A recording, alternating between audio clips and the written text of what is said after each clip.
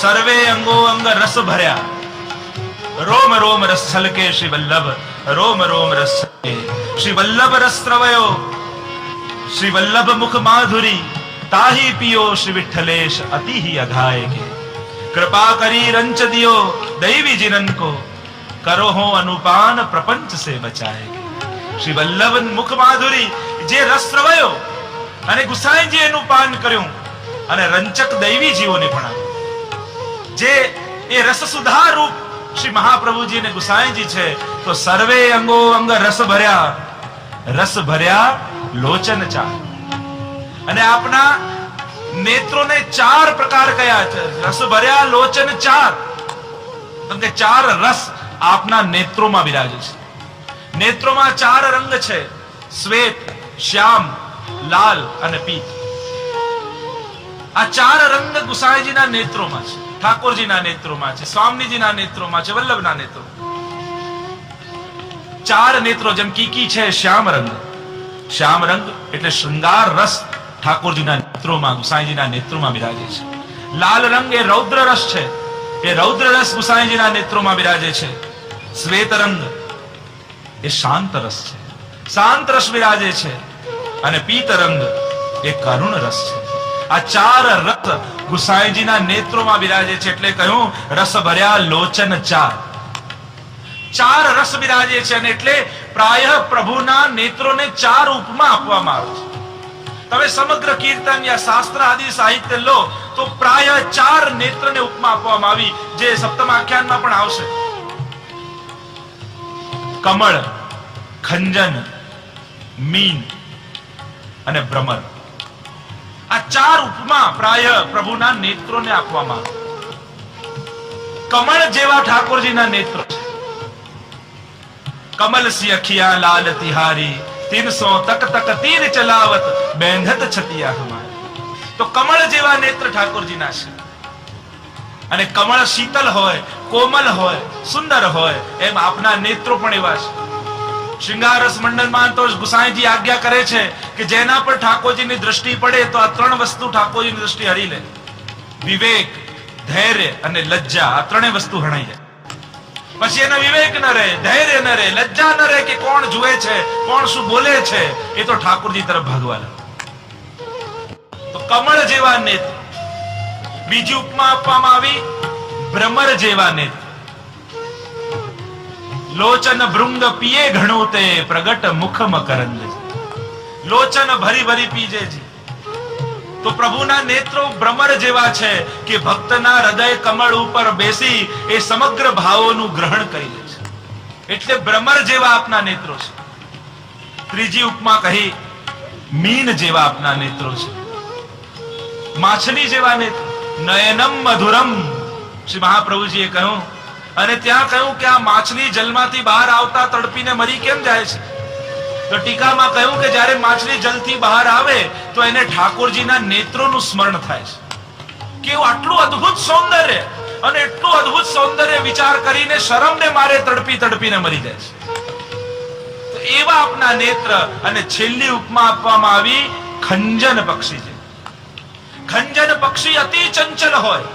ખંજન નામનું પક્ષી હોય, એ એક સેકન્ડ પણ સ્થિર ન રહે. કાહુસો નૈના જોડે, કાહુસો મુખ મોડે, એસો પિય રસિયારી. તો ઠાકોરજી કેવા છે? ક્યાંક ઈશારો કરતા હોય ને ક્યાંક કોઈની સામે જોતા હોય ને ક્યાંક કોઈનો મનોરથ પૂરો કરતા હોય. તો આવા ખંજન પક્ષી જેવા આપના નેત્રો છે કે સતત ચપલ છે, સ્થિર રહેતા નથી. પ્રસંગ આવે છે કે એકવાર એક ગોપીના મનમાં મનોરથ થયો કે આજે ઠાકોરજી જ્યારે વનમાંથી પધારે ત્યારે મારી તરફ દ્રષ્ટિ કરે. અને ઠાકોરજી ત્યાં જાણી ગયા. આ ગોપી તો અટારી ઉપર, અગાસી ઉપર ફૂલ હાથમાં લઈને ઉભી રહી ગઈ. બધા જ ગોપીજનો આરતી લઈને બહાર આવી ગયા. સંધ્યા આરતીનો સમય. અને ઠાકોરજી આગે ગાય, પાછે ગાય, ઈત ગાય, ઉત ગાય, અને ગાયોના ઝુંડની સાથે ગોકુલમાં પ્રવેશ કરી રહ્યા છે. અટક અટક ચલાવતા ઠાકોરજી ગાયોને લઈને પ્રવેશ કરે. અને ઠાકોરજી જાણી ગયા છે કે આનો મનોરથ છે, દ્રષ્ટિની કૃપા જોઈએ છે. પણ ઠાકોરજી વિચાર કરે, જો હું ઊંચું જોઈને એની સામે જોઉં તો બાકી બધા ગોપીજનો મારી સામે જુએ તો એમને એમ થાય કે ઠાકોરજીને આ વધારે પ્રિય છે અને અમે ઓછા પ્રિય છે. શું કરવું કે કોઈને ખબર ન પડે અને એના પર કૃપા પણ થઈ જાય. અને આમ વિચાર કરતા ઠાકોરજી ત્યાં પધાર્યા. યુક્તિ સૂજી, પોતાની હાથમાં જે ફૂલોની માળા હતી હાથમાં લીધીને આમ કરીને ઉપર ઉછાળી, ઉપર જોઈ અને પેલી ગોપી સામે જોઈ લીધું અને કૃપા પણ થઈ ગઈ, કોઈને ખબર ન પડી. ખંજન નયન રૂપ રસ માતે. સુરદાસજીને પણ જ્યારે ગુસાઈજીએ પૂછ્યું, અબ ધ્યાન કહા હૈ? હવે તમારું ધ્યાન ક્યાં છે? હવે તમે નિત્ય લીલામાં પધારી રહ્યા છો, જો અત્યારે તમારી દ્રષ્ટિ ક્યાં લાગી છે? અને ત્યાં ગાતા ભગવતીએ ગાયું. ઠાકોરજીની દ્રષ્ટિ ઉપર નજર ગઈ અને ગાન કરતા બોલ્યા, ખંજન નયન રૂપ રસ માતે. જાણે એમ લાગે કે હમણાં આ પક્ષી, ખંજન રૂપ પક્ષી પાંજરું ખોલીને ઉડી જશે. એવા ચપલ નેત્રો ઠાકોરજીના છે અને એ દર્શન અહીંયા ભગવતી કરી રહ્યા છે. તો સર્વે અંગો અંગ રસ ભર્યા લોચન ચાર. તો આપના નેત્રોમાં આવા 4 પ્રકારના રસ બિરાજે છે. ચલણ વલણે બોધવ્યા. અનેક પ્રકારની શૃંગાર શાસ્ત્રમાં બતાવેલી ચેષ્ટાઓ કરી. હૃદય ભાવ અનેક પ્રકાર, અનેક પ્રકારની ક્રિયા, આ રીતે લીલાઓ કરી અને ભક્તોના હૃદયમાં અનેક પ્રકારના ભાવો પ્રગટ કરે. અનેક પ્રકારની પ્રભુ લીલા કરે અને એ લીલા અનુસાર ભક્તોના હૃદયમાં ભાવ ઉદ્બોધ કરે. એમ કહેતા ગોપાલદાસજી આગળ ગાન કરે. આપના મુખારવિંદથી જે વચનામૃત રૂપ સુગંધ નીકળે છે અને એનાથી આકર્ષિત થઈ આ દૈવી જનો રૂપ અલી એટલે ભ્રમરો આકર્ષિત થઈને આવી રહ્યા છે. પુનઃ કહું, ગોપાલદાસજી આ ભ્રમર રૂપ તો ગોપાલદાસ જ છે. જ્યાં જ્યાં અલી ભ્રમર આદિ આવે તો આપણે તો ગોપાલદાસજી નો જ ભાવ કરવો. દરેક આખ્યાનમાં ગોપાલદાસજી પોતાની હાજરી ગણાવી. તો મુખ સુગંધે મુખારવિંદ રૂપ વેણુ ગીત પુનઃ યુગલ ગીત કી રસબર ખાબર ખાઈ પ્રગટ ભય માર્ગ રીત દિખાઈ. તો એ જે રસ વહ્યો અને જેમ નવું કોઈ બાગમાં ફૂલ ખીલે અને એની સુગંધ આખા બાગમાં ફેલે તો સમસ્ત ભ્રમરો આકર્ષિત થઈ અને ફૂલ પર આવીને બેસી જાય, એમ ગુસાઈજીના મુખારવિંદ રૂપ વચનામૃતની જે સુગંધ નીકળી તો બધાય દેવી જીવો આકર્ષિત થઈને આવવા લાગ્યા. અને મહાપ્રભુજી ગુસાઈજીના વચનામૃત કેવા છે? સરસર વચન ઉચ્ચાર માત્રે સંશયનો પરિહાર. અને આપના વચનામૃત એવા સરસ રસયુક્ત છે અને એનું ઉચ્ચારણ માત્રથી સંશયનો પરિહાર, ભક્તના હૃદયમાં રહેલા સમસ્ત સંશયોને નિર્મૂલ કરી. અને આપના મુખથી નીકળેલા વચનો સરસ અને સ્વરૂપાત્મક છે. પરે કહ્યું તો પરેના નામથી ઠાકોરજી આવે. દક્ષિણમાં ગુસાઈજી પધાર્યા હતા અને ત્યાં સુબોધનીજી ઉપર કથા કહી રહ્યા. એવી અદ્ભુત કથા કહેતા આવનીનું વર્ણન કરી રહ્યા છે ગુસાઈ કે ઠાકોરજી હવે જ્યારે સંધ્યાકાળ થયો, સૂરજ આથમવાનો સમય આવ્યો અને ઠાકોરજી હવે પાછા ગોકુલ પધારી રહ્યા છે વનમાંથી.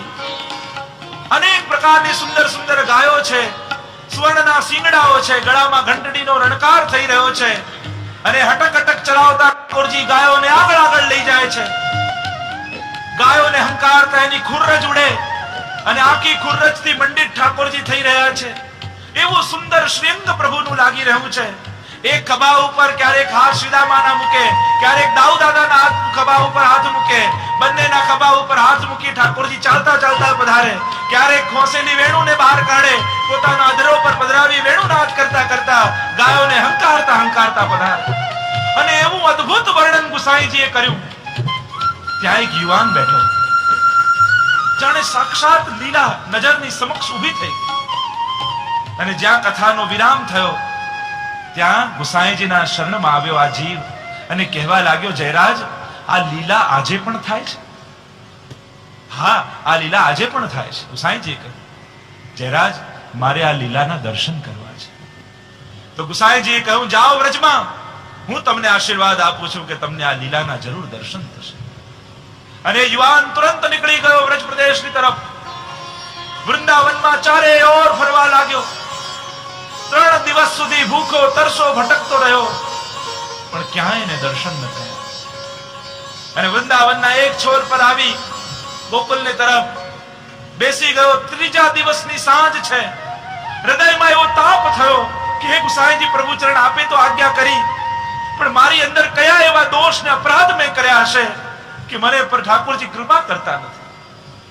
પણ ગુસાઈજીના મુખમાંથી નીકળેલા શબ્દોને પૂર્ણ સ્વયં ઠાકોરજી કરવા બંધાયેલા છે. જ્યાં તાપ થયો અને શ્રુપાત કરવા લાગ્યો, એટલામાં દૂરથી ક્યાંક વેણુનાદ સંભળાયો. એવી મધુર વેણુ સંભળાઈ, દૂર દૂરથી ખુરજ ઉડતી દેખાઈ. ધીમે ધીમે ગાયોના ભાંભરવાનો અવાજ સંભળાયો. ગાયોના ગળામાં રણકતી ઘંટડીના શોર સંભળાવા લાગ્યા. ઉભો થઈ ગયો આ યુવાન. ધીમે ધીમે ગાયોના ઝુંડ આગળ આવવા લાગ્યા. અને જેવું ગાયોનું વર્ણન ગુસાઈજીએ કર્યું હતું, કાળી, ધોળી ઓર મજીઠી ભિન્ન ભિન્ન પ્રકારની ઊંચી ઊંચી ગાયો દેખાવા લાગી. ચકિત થયો, સચેત થયો. જેવું વર્ણન ગાયોનું થયું હતું એવી જ ગાયો સામેથી આવી રહી છે. અને ગાયોના ઝુંડ આગળ આવતા આવતા મધ્યમાં જેવું વર્ણન ગુસાઈજીએ કર્યું હતું, એક હાથ શ્રીદામાના કંધા પર, એક હાથ દાઉદાદાના કંધા પર, અને ઠાકોરજી બંનેના કંધા ઉપર હાથ રાખી આગળ આગળ ચાલી રહ્યા. એવું મનોહર સ્વરૂપ ઠાકોરજીનું ગોરજથી આખું શ્રીઅંગ મંડિત થયું છે. વિખરાયેલા કેસ છે. ચકિત થઈને જોવા લાગ્યો. ક્યારેક પ્રભુ વેણુનાદ કરે, ક્યારેક સખાઓના કંધા પર હાથ રાખી. અને ગાયો આપની નિકટમાંથી પસાર થઈ એ વૈષ્ણવના. એટલામાં ઠાકોરજી નિકટ પધાર્યા અને જોયું તા તો ગુસાઈજીનો સેવક. કહ્યું, ચાલ મારી સાથે. હાથ પકડીને પોતાની સાથે લઈ ગયા. ગુસાઈજીએ તો ખાલી દર્શનની આજ્ઞા કરી, પણ ઠાકોરજીએ તો એવી કૃપા કરી, હાથ પકડીને એને સાથે લઈ ગયા. 3 દિવસ પોતાની સાથે રાખ્યો અને સમગ્ર લીલાઓના અનુભવ ગુસાઈજીની કૃપાથી થયા. બધી લીલાઓના અનુભવ થયા. અને આમ સરસ વચન ઉચ્ચાર માત્રે સંશયનો પરિહાર. શ્રી ગુસાઈજીના મુખારવિંદથી નીકળેલી આ વાણી એ સરસ રૂપે પ્રગટ થઈ અને પ્રગટ થઈને સ્વાનુભાવ ભક્તોને કરાવ્યો છે. આવા તો અનેક અનેક પ્રસંગો આવે. કિશોરીબાઈ, એને જોઈને ઠાકોરજી હસ્યા. ગુસાઈજીની પાસે આવ્યા. કહ્યું, ગુસાઈજી કે તને બાલ ભાવનો અનુભવ છે, પણ હજી કિશોર ભાવનો અનુભવ નથી થયો. અને કિશોરીબાઈએ કહ્યું, આપની કૃપા થાય તો શું અસંભવ છે, ચાલ મારી સાથે. બિલચુ કુંડ પર લઈ ગયા ગુસાઈજી કિશોરીબાઈને, અને રાસનું પદ ગાયું ગુસાઈજી. અને ગુસાઈજીની વાણી તો સ્વરૂપાત્મક. જેવું જેવું વર્ણન કરતા જાય એવા એવા ગોપીજનો આપની વાણીમાંથી પ્રગટ થવા લાગ્યા. જે રીતે રાસનું વર્ણન ગુસાઈજી કરતા જાય એ રીતે યુથના યુથ ગોપીજનોના પ્રગટ થયા. અને જેવું વર્ણન ગુસાઈજી કરે એ પ્રકારની લીલા પ્રગટ થવા લાગી. અને એવી લીલા પ્રગટ થઈ. કિશોરીબાઈ એક એક વ્રજાંગનાઓના દર્શન કરતા જાય. અને દર્શન કરતા કરતા એને જોયું કે એક સખી એવી છે કે બિલકુલ કિશોરીબાઈ છે, એ પોતાના જેવું રૂપ. ત્યારે પૂછ્યું કે ગુસાઈજી પ્રભુ ચરણને કે આ કોણ છે મારા જેવું? ત્યારે ગુસાઈજીએ કહ્યું કે આ તારું આધિ દૈવિક સખી સ્વરૂપ જે નિત્ય લીલામાં છે એ બિરાજે છે. સરસ વચન ઉચ્ચાર માત્રે સંશયનો પરિહાર. ભક્તોને સંશય શું હોય? આ નિત્ય લીલાનો અનુભવ કઈ રીતે થાય એ જ સર્વોપરી સંશય. અને એનો પરિહાર ગુસાઈજી કરે અને પ્રગટ એ નિત્ય લીલાના અનુભવ જીવો. આમ કહેતા ગોપાલદાસે આગળ ગાન કર્યું, નામ વ્યાજે પ્રગટ કીધો મુક્તિ શત્રુકાર. આ બ્રહ્મ સંબંધ અને નામ નિવેદન કરાવી મુક્તિનો શત્રુ એવો ભજનાનંદ રૂપ દાન કર્યું, સ્વરૂપાનંદ નું દાન કર્યું. શું કરું શ્રીજી હું સાયુજ્ય પામી, એકતામાં તમો ન રહો સ્વામી, મારે દાસપણામાં રહે ખામી, વ્રજવાલું રે વૈકુંઠ નહીં. વ્રજજન વૈકુંઠ સુખ જોઈ વળ્યા, ન ગમ્યું ત્યારે બ્રહ્માનંદમાં ભળ્યા, અરે ઘેર સ્વરૂપાનંદ સુખ અતિશય ગળ્યા, વ્રજવાલું રે વૈકુંઠ નહીં. આ તો વ્રજવાસીઓ કહે, અરે ઘરનું જે સુખ આટલું ગળ્યું સુખ મળે છે, આવો આનંદ ઘરે આવે છે તો પછી મોક્ષની કોણ કામના? આ વૈષ્ણવો તો જયારે આરતી કરે ને ત્યારે 4 મુઠિયા હોય એને ઓછાવર કરવા માટે. તો આ 4 મુઠિયા 4 મુક્તિના ભાવથી છે કે જ્યાં ઠાકોરજીનું સ્વરૂપ જુએ અને વૈષ્ણવને થાય મુક્તિનું શું કરવું, તો આમ નોછાવર કરીને ફેંકી દે, જેને લેવી હોય લઈ જાય. અમારે તો આ સ્વરૂપાનંદ સુખ અતિશય ગળે. અમારે તો ભગવત સેવાનું સુખ જોઈએ છે, મુક્તિ તો જેને જોઈતી હોય લઈ જાય, એટલે વારીને ફેંકી દેવામાં આવે. મુક્તિ શત્રુકાર ભુજ દંડે પરસે ભય હર્યા, એવા નાથ અમિત ઉદાર. અને આપના હસ્તકમલ દ્વારા જ્યારે પ્રાપ્ત થયો એવા નાથ અમિત ઉદાર, એ ભય હર્યા. ભય કયો છે ભક્તોને? લૌકિકમાં આસક્ત ન થઈ જવાય, એ જ ભક્તોને મોટો ભય છે. ભક્તોને આ દૈવી જીવોને ભય કયો છે? કે કે આ સંસારમાં આસક્ત ન થઈ જવાય, એ જ સૌથી મોટો ભય છે. અને એટલા માટે ભક્તો એ માંગે છે કે પ્રભુ ક્યારે આ લૌકિકમાં આપને ભૂલીને આસક્ત ન થઈ જાય, ચિત્ત તમારું આપના મારે. તો આપે હસ્તકમલ માથે ધરી અને ભય હર્યો છે. નામ વ્યાજે પ્રગટ કીધું મુક્તિ શત્રુ કા. આપે જેને નામ આપ્યા એને તો પ્રગટ લીધા. ચાચા હરિવંશજીને તો કેવું નામ સિદ્ધ હતું. સૂતા એ જ્યારે સુઈ જાય ત્યારે પણ એમના રૂવાડે રૂવાડેથી અષ્ટાક્ષર મંત્રનો ધ્વનિ નીકળતો, એવું નામ સિદ્ધ. જલ પર ચાલતા કે બોલે વૈષ્ણવ સાથે હતો અને કહ્યું કે તું મારી જોડે ચાલ, અને નૌકા જતી રહી હતી, હવે પાર જવું હતું. તો ચાચાજીએ કહ્યું કે હું જલ ઉપર ચાલીશ, પણ જ્યાં હું પગલા રાખું ત્યાં તું પગ રાખજે. અને ચાચા હરિવંશજી શ્રી કૃષ્ણ શરણમ મમ, શ્રી કૃષ્ણ શરણમ મમ બોલતા બોલતા જલ ઉપર ચાલવા લાગ્યા. અને પાછળ પાછળ પેલો વૈષ્ણવ આવે, જ્યાં પગ રાખે ત્યાં ચાચાજી રાખે, ત્યાં પગ રાખે. અને વચ્ચે આવ્યા પછી આને થયું કે આ મંત્ર તો મને આવડે છે, પછી આ રાખે ત્યાં મારે પગ રાખવાની ક્યાં જરૂર છે. એટલું વિચારીને જ્યાં બાજુમાં પગ રાખ્યો ત્યાં સીધા નીચે ગયા અને ચાચાજી હાથ પકડીને ઉપર ખેંચે. પૂછ્યું કે અરે આ મંત્ર તો મને આવડે છે ને તમે બોલો છો, તો ફરક શું છે? ચાચાજી બહુ સુંદર ઉત્તર આપ્યો, કહ્યું હમારી સુન લી હૈ, તુમારી અબ સુનેંગે. અમારું તો સાંભળી લીધું છે, એટલે અમારને તો સિદ્ધ થઈ ચુક્યો છે, તમારું હજી સાધન દશામાં છે.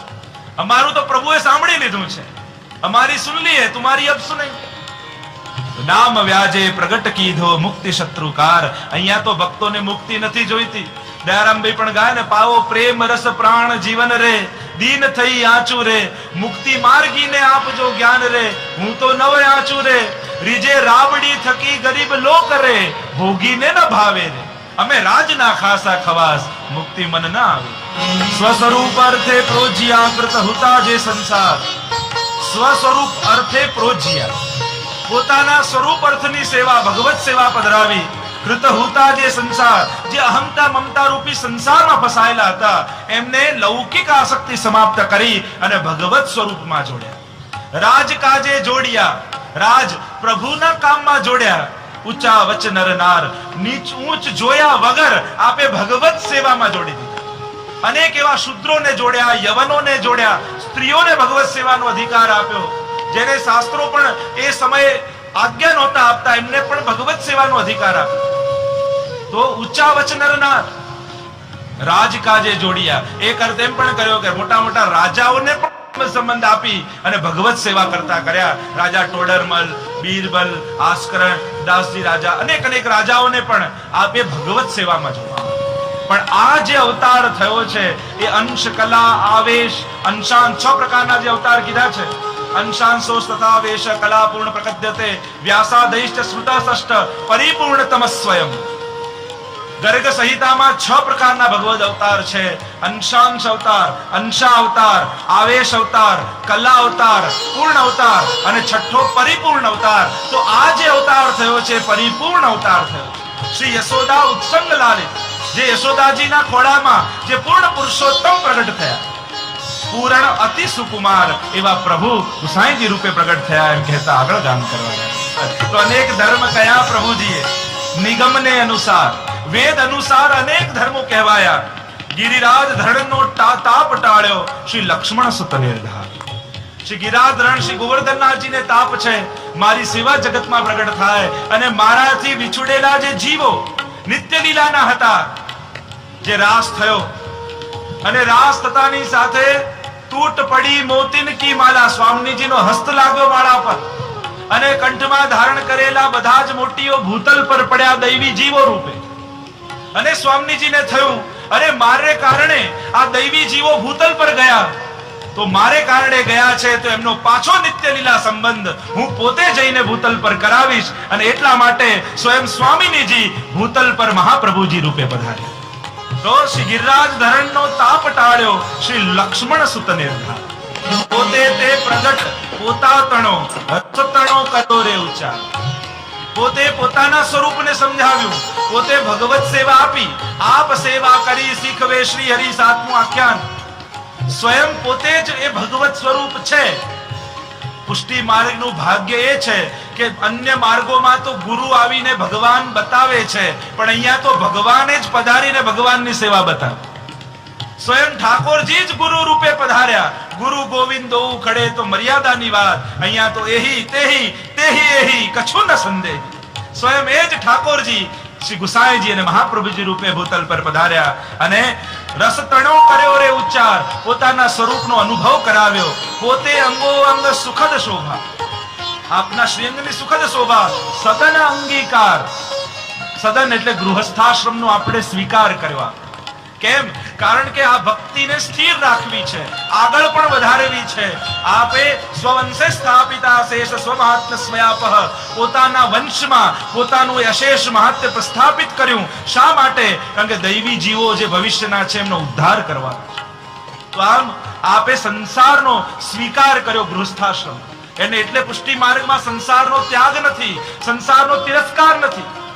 સંસાર છોડીને ભગવાનને નથી ભજવાના, પણ સંસારને અનુકૂળ કરીને ભગવાનને ભજવાના છે. સંસારને અનુકૂળ કરીને પ્રભુને ભજવાના છે. સંસારના બધા જીવો છે એને ક્યારે લૌકિક ન ગણશો. એવો ભાવ રાખો કે ઠાકોરજી આ 5 વૈષ્ણવનો સંગ મને આપ્યો છે. રોજ વૈષ્ણવને પ્રસાદ લેવડાવી પછી મહાપ્રસાદ લેવો જોઈએ, એવો નિયમ છે વૈષ્ણવતા. તો હવે આપણે રોજ વૈષ્ણવને ક્યાં ગોતવા જઈએ? તો હું તો એ જ કહું કે અરે ઘરમાં જ 4 જીવો છે, જ્યારે એમને જમાડતા હો ત્યારે એવો એટલા સમય તો એવો ભાવ રાખો કે ઠાકોરજી આ વૈષ્ણવ મને ઘરે આપ્યા છે અને આ વૈષ્ણવને મહાપ્રસાદ લેવડાવું છું, એવો ભાવ રાખી એમને જમાડો. તો રોજ એ 4 ને 5 વૈષ્ણવને પ્રસાદ લેવડાવવાનું ઘરમાં જ પુણ્ય છે. 100 બ્રાહ્મણ બરાબર એક વૈષ્ણવ, એવું આપણે ત્યાં કહેવાયું છે. તો રોજ 500 બ્રાહ્મણનું ઘરે જ પુણ્ય મળે એમ છે. પણ આપણને બધે વૈષ્ણવ દેખાય, પણ ઘરના 5માં વૈષ્ણવ નથી દેખાતા. બધે ફાફા મારીએ, પણ અરે આ ઘરમાં વૈષ્ણવ જ છે. એમની જોડે રોજ બેસીને સત્સંગ કરો ને. વૈષ્ણવના દરેક પરિવારમાં આ પ્રકાર હોવો જોઈએ. રાતના રોજ બધા બેસે સાથે, નાના બાળકોથી લઈને વડીલો સાથે, જે પ્રાચીન કાળમાં હતું, અને રોજ ઘરમાં સત્સંગ થાય, વાર્તા વંચાય, યમનાષ્ટક થાય, મંગલાચરણ થાય, આશ્રયનું પદ ગવાય અને પછી બધા ભગવત સ્મરણ કરીને સુવા જાય. આ એક નિયમ જો દરેકના ઘરમાં આવી જશે તો સાચા અર્થમાં પુષ્ટિ માર્ગનો પ્રચાર થશે.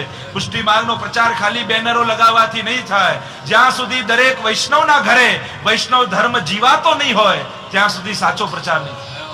તો આપણા ઘરે વૈષ્ણવતા પડાય એ સાચો પ્રચાર છે. તો આમ અહીંયા કહ્યું કે સદન અંગીકાર. પોતે ગૃહસ્થાશ્રમ સ્વીકાર કર્યો, વૈષ્ણવને પણ ઉપદેશ આપ્યો કે ઘરમાં 5 જણા હશે તો કોઈ કમાવા જશે, કોઈ વસ્તુ ખરીદવા જશે, કોઈ સામગ્રી ઘરમાં બનાવશે, કોઈ માળાજી બનાવશે, તો સુંદર રીતે ઠાકોરજીની સેવા થશે. તો અહીંયા ક્યાંય કોઈનો તિરસ્કાર નથી, બધાનો સ્વીકાર છે અને સ્વીકાર દ્વારા સેવા છે.